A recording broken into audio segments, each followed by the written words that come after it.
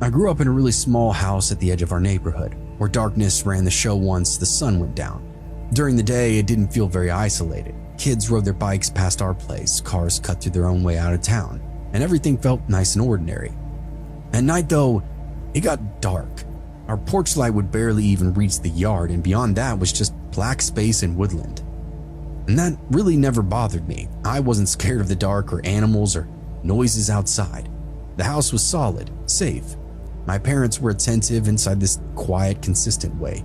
They were involved in everything I did, encouraged me to try new things, and loved me throughout all of it.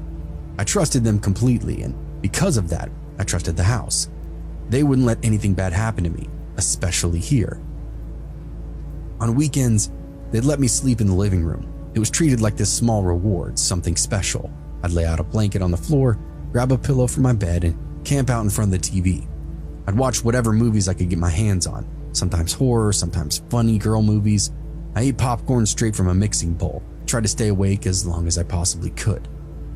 Most of the nights it was mission accomplished. I'd wake up late, covered in popcorn butter, TV still running. And that night in particular, it wasn't any different. I had the TV on, the living room was dark except for the screen, and I remember finishing my popcorn, setting the bowl off to the side, telling myself I'll stay awake a little longer. I don't remember drifting off, I just remember opening up my eyes again. The TV was still on, but the sound felt far away.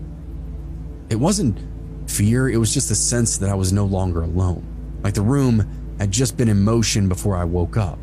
My eyes started moving toward the front window without giving it any other thought. At first, I saw nothing, just the reflection of the TV and the curtains pulled most of the way close. And then, a shadow crossed the glass. I stayed still watching.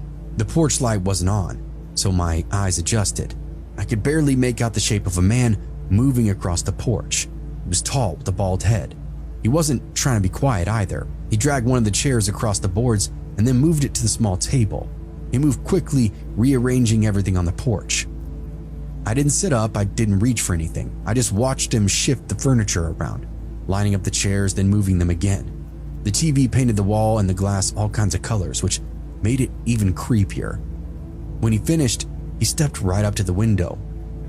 I felt my body go heavy, pretending to still be asleep without really thinking about it. Armor for most children, you know? He leaned forward, pressed his forehead into the glass, and peered through that narrow gap in the curtains.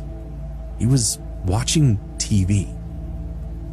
I closed my eyes most of the way and slowed my breathing, leaving just enough space for me to see. The light from the screen lit his face up in these flashes, and his expression never changed. After a moment, his eyes would shift, and he looked right at me. It wasn't sudden. He glanced over, looked away, then looked back again. His eyes moved over me, taking in my face, my body on the floor, the blanket. There's no reaction to his face, which was haunting to my child mind. Was he expecting me to be there? I don't know, but I didn't move. Eventually, he turned back to the TV, and my thoughts started to catch up then. I wondered where he'd come from. Our house is not close to anything. There were woods behind us and scattered houses before town would pick up again. I pictured him walking through the trees and noticing the light from the window, following it like a moth to a flame. I didn't know how long he'd stayed there, but my legs fell asleep and so did my arms. I peeked an eye open and saw that he was gone. I waited for the shadow to come back, but instead, I heard footsteps moving across the porch. I waited a few more seconds after the footsteps started. They ended up moving toward the edge of my house. Hearing those familiar boards creak in the same ways they did when myself or my parents walked across them, it was nauseating. And that finally kicked me into action. I got up, ran down the hallway to my parents' room. I didn't bother knocking, just opened the door and whispered my dad's name. He was already awake, standing near the window with the curtains pulled back an inch. "What's going on?" I asked him. He didn't look at me right away. "I heard something outside," he said. "I thought it was you." So I told him about the man on the porch, that I'd seen him through the living room window. My dad nodded at me. He said he'd woken up a few minutes earlier when he heard those footsteps and had been waiting to see who it was. And that's when he saw the same man moving around out there. My dad picked up the phone and called 911. He kept his voice calm, gave our address, explained that there was somebody on the porch that he did not recognize. Then he opened the closet and took out a baseball bat. I remember thinking how strange it was to see him holding it like that, barefoot in his pajamas. He told me to stay in the hall and then went to the front door.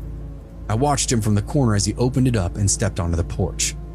He raised his voice, firmly speaking, telling the man that the police were on their way and that he needed to stay right where he was. And for a moment, nothing happened. The man stepped out from the darker side of the house like he'd been hiding. He didn't argue, he didn't speak. He walked over and sat down on the porch steps, hands in his lap, staring straight ahead. The strangest thing I've ever seen. The police would show up a few minutes later, ask him some questions, and ask my dad some more questions, then walk the man to their car. They told us they were taking him in for some kind of welfare check. He hadn't broken in or anything and done really anything wrong. He didn't even try to get inside. Technically, he wasn't in trouble. After they left, my dad fixed the furniture on the porch and checked the darker corners of the property, and he said everything looked normal, looked fine. I never saw that man again. Never heard anything about who he was or where he even came from. We didn't move, but I stopped sleeping in the living room after that. Even now, I think about how calmly he just sat on those steps, how comfortable he seemed to be waiting for the police. I still walk down that stoop every day, and it gives me chills to think about the guy and how relaxed he was, sitting right there, right where I was now, like he hadn't done anything wrong at all.